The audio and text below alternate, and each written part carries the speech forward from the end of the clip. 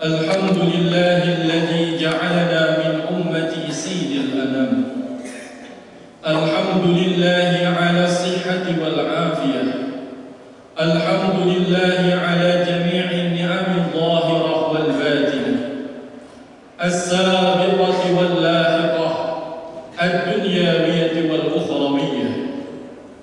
أشهد أن لا إله إلا الله وحده لا شريك له، وأشهد أن محمدا عبده ورسوله لا نبي بعده. اللهم صل وسلم على سيدنا محمد وعلى آله وصحبه والتابعين لهم بإحسان إلى يوم الدين. أما بعد، فيا عباد الله، اتقوا الله حق تقاته ولا تموتن إلا وأنتم مسلمون، واعلموا أنكم قادمون إلى الله، ولتنظر نفس ما قدمت لغد، واتقوا الله إن الله خبير بما تعملون. Hadirin jamaah salat Jumat rahimakumullah, marilah kita bersama-sama meningkatkan ketakwaan kita kepada Allah dengan bersungguh-sungguh memperhatikan dan menjaga perintah-perintah Allah dan menahan diri untuk tidak bermaksiat kepadanya.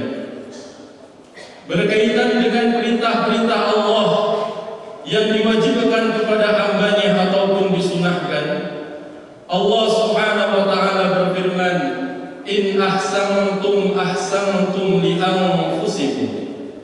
Jika kalian telah melakukan satu kebaikan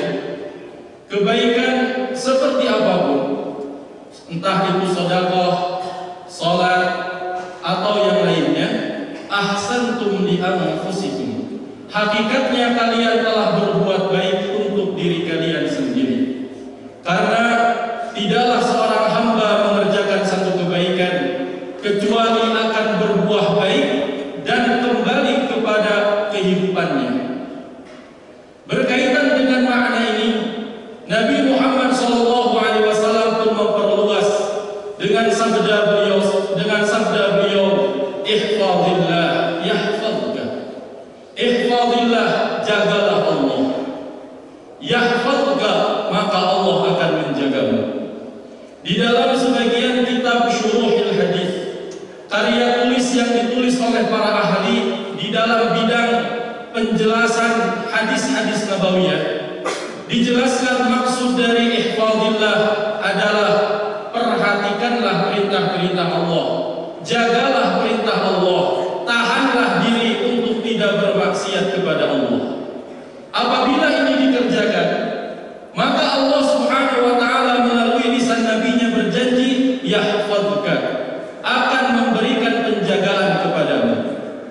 Di dalam Al-Quran, di dalam hadis Nabi Muhammad SAW, di dalam karya-karya tulis kajian ulama tentang hadis dan Al-Quran, kita bisa menemukan isyarat bahwa penjagaan Allah kepada hambanya yang bertakwa minimal akan dapat dilihat dan dirasakan di dalam 4 perkara.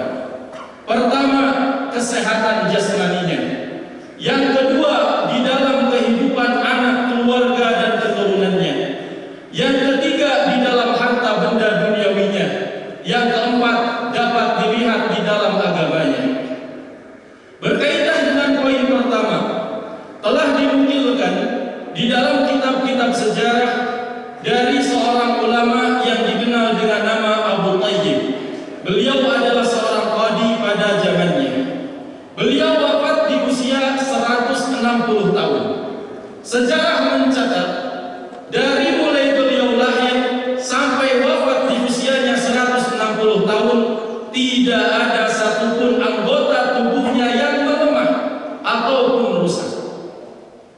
Kemudian orang-orang bertanya, apa resep kesehatan jasmaninya? Beliau menjawab, lam a'sillaha bi'adwin minha. Tidak ada satupun anggota badan yang pernah aku gunakan untuk maksiat. Ketika kita menjaga mata dari maksiat,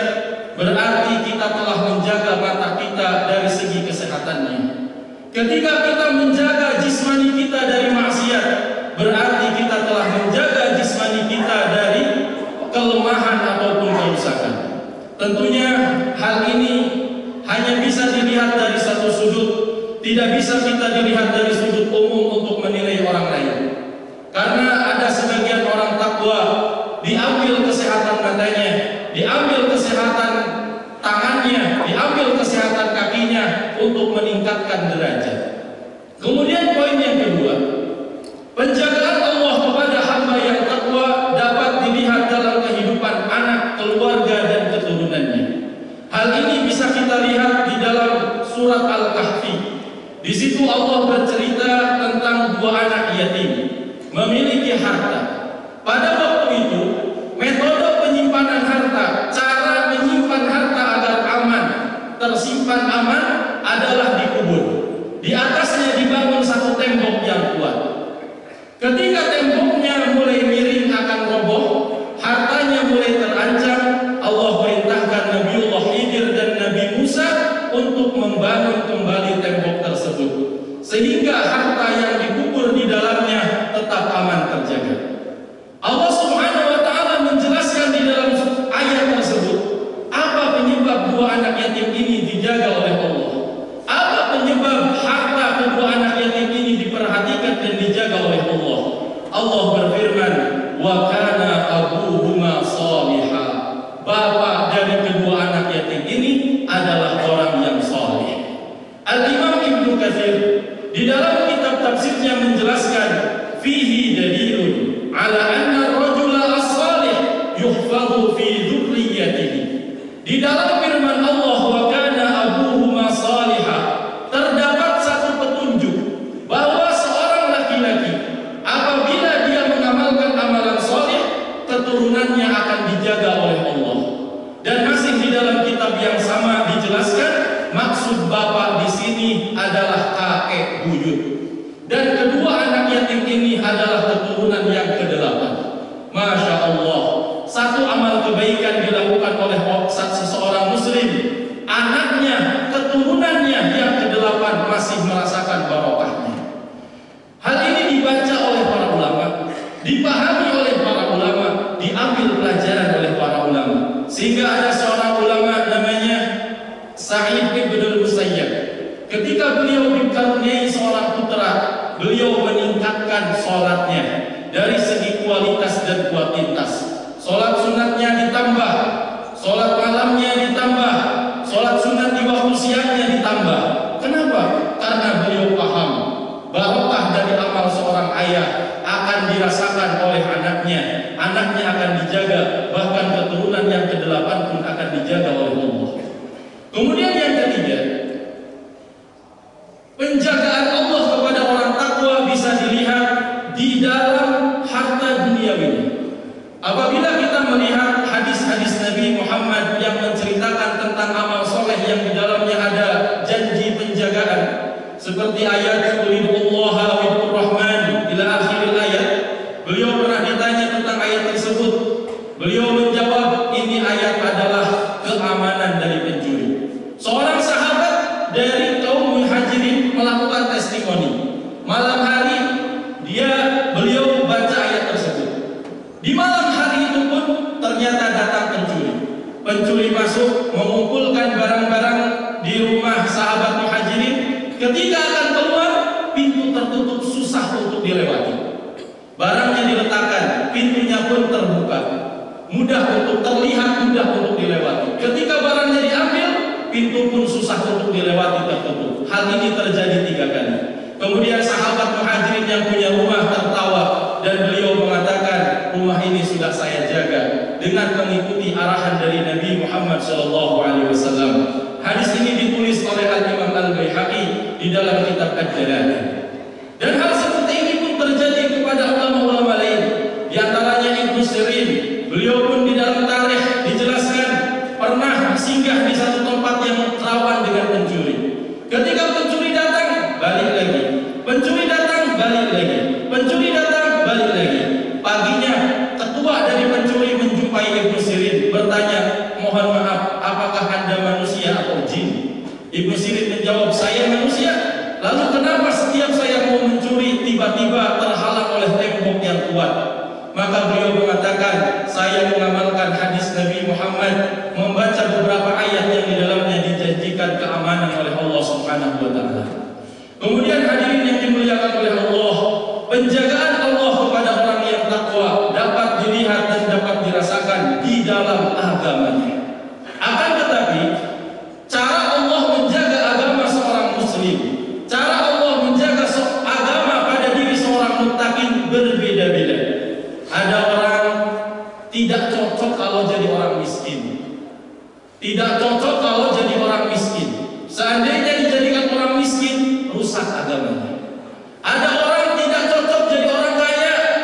Kalau jadi orang kaya, rusak agamanya. Ada orang tidak cocok menjadi orang yang sakit. Diberi penyakit gak cocok. Kalau diberi penyakit, ngeluh, sholat ditinggalkan, ngeresulah. Tapi ketika diberi kesehatan, rajin ke masjid. Ada orang tidak cocok kalau sehat. Kalau sehat bawaannya sombong. Kalau sehat bawaannya tinggi. Kalau sehat bawaannya ngelantur kemana-mana bermaksiat. Tapi kalau sakit, dia tawadhu kepada Allah Subhanahu wa ta'ala. Maka karena keadaan hamba Allah berbeda-beda, cara Allah menjaga agama pada diri hamba pun berbeda-beda. Ada orang dijaga agamanya dengan disempitkan rezekinya. Ada orang dijaga agamanya dengan dilapangkan rezekinya. Ada orang dijaga agamanya dengan diberi kesehatan. Ada orang dijaga agamanya dengan diberi penyakit. Dalam hal ini tentunya kita ikhtiar maksimal. Apapun yang terjadi ke dalam kehidupan kita, kita sikapi dengan pandangan ridho, zahiran wa batinan. Karena kadang di dalam perkara-perkara yang tidak kita sukai, ternyata terdapat banyak sekali kebaikan. Ja'alana Allah wa iyyakum minal aminin al-faizin wa adkhalana wa iyyakum fi zumratil muttaqin al-mu'minin al-mu'minin. A'udzu billahi minasy syaithanir rajim. Bismillahirrahmanirrahim. Wal 'asri innal insana lafi khusr illa alladhina amanu wa 'amilus solihati wa tawasaw bil haqqi wa tawasaw bis sabr.